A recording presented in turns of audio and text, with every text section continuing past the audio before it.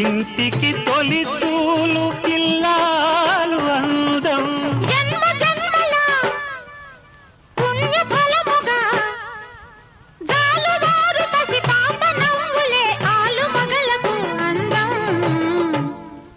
ఇది చెరగని ప్రేమకు శ్రీకారం, ఇది మమతల మేడకు ప్రాకారం. పండిన కలలకు శ్రీరస్తు పసుపు కుంకుమ